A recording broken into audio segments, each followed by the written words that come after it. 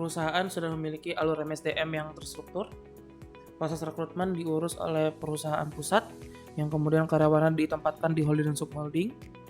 Perusahaan juga memiliki pelatihan dan pengembangan yang dilaksanakan secara online maupun secara offline sesuai dengan kebutuhan. Proses pengawasan kinerja juga menggunakan KPI. KPI tersebut diisi oleh karyawan seperti manajer, staff manager, dan berbagai bagian lainnya. Kemudian untuk masalah gaji juga melihat faktor-faktor atau poin-poin utama seperti masa kerja dan performa dan beberapa poin lainnya. Kemudian untuk masa perkembangan karir sudah ada aplikasi yang mengatur masalah tersebut, di mana di sana aplikasinya sudah ada talent pool, sudah ada masukan yang diberikan dari pihak atasan sehingga setiap karyawan dapat meng-track perkembangan karir mereka. Lalu untuk masalah K3 sendiri, perusahaan memiliki bagian khusus yang mengurus hal tersebut. Sudah ada asuransi juga dan ada medical check-up yang dilaksanakan secara rutin. Pengelolaan SDM tentunya mendatangkan hal-hal positif, baik untuk karyawan maupun perusahaan. Beberapa di antaranya seperti meningkatkan produktivitas dan efisiensi karyawan, mengurangi tingkat turnover, meningkatkan kepuasan karyawan, meningkatkan komitmen karyawan terhadap perusahaan, menciptakan budaya dan lingkungan kerja yang positif, dan meningkatkan reputasi perusahaan. Pengelolaan SDM yang baik mampu menciptakan SDM yang berkualitas sehingga mampu meningkatkan daya saing perusahaan. Oleh karena itu, penting bagi perusahaan untuk melakukan pengelolaan SDM agar dapat mengembangkan perusahaan menjadi lebih baik. Hal-hal yang perlu ditingkatkan oleh perusahaan adalah dengan mempertimbangkan penyediaan sesi coaching pribadi secara berkala dengan perwakilan HRD atau bahkan psikolog profesional. Setiap karyawan, terutama mereka yang jauh dari keluarga, bisa mendapatkan jatah wajib untuk berkonsultasi 2 hingga 3 kali dalam sebulan. Setiap sesi berfungsi sebagai ruang aman bagi karyawan untuk mengekspresikan permasalahan pribadi, mulai dari rasa kesepian, stres akibat jauh dari keluarga, kesulitan beradaptasi, hingga tekanan emosional lainnya yang mungkin tidak nyaman dibagikan dalam forum kelompok. Pendekatan ini memungkinkan HRD atau psikolog mencari akar masalah individu, memberikan dukungan emosional, serta membantu karyawan menekan strategi coping yang sehat.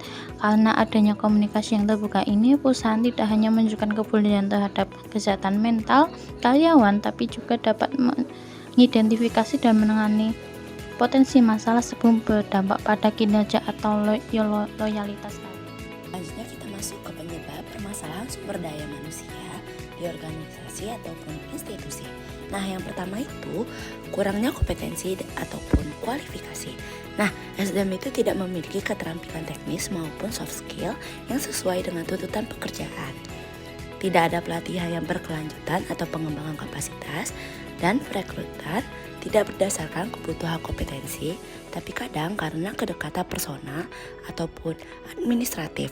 Nah, contohnya itu kayak pegawai ditempatkan di posisi yang bukan bidangnya, sehingga tidak optimal dalam bekerja. Nah, yang kedua itu motivasi dan juga etos kerja yang rendah. Banyak pegawai bekerja hanya untuk menggugurkan kewajiban, bukan karena tanggung jawab atau semangat kerja. Tidak ada sistem penghargaan atau insentif yang memotivasi kinerja, dan lingkungan kerja yang tidak suportif atau bahkan toksik.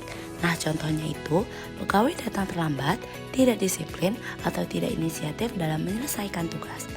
Nah, yang ketiga, kurangnya kepemimpinan yang efektif.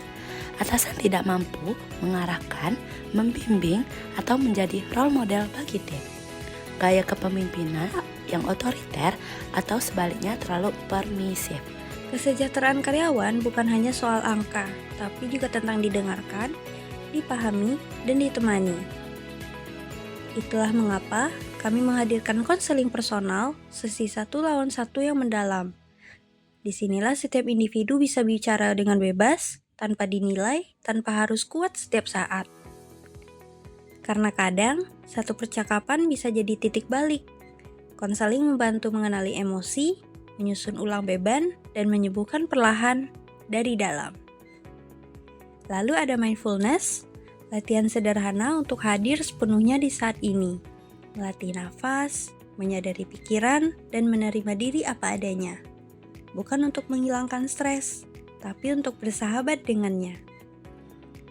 Dan mentoring individu, karena setiap karyawan punya potensi yang unik. Melalui pendampingan personal, kami bantu mengenali kekuatan diri, menetapkan tujuan, dan tumbuh dengan percaya diri. Bukan hanya untuk menyelesaikan masalah, tapi untuk menjaga manusia di balik pekerjaan.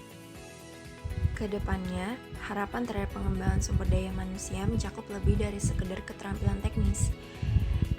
Instansi menekankan pentingnya membangun hubungan kerja yang positif, inklusif, dan penuh empati.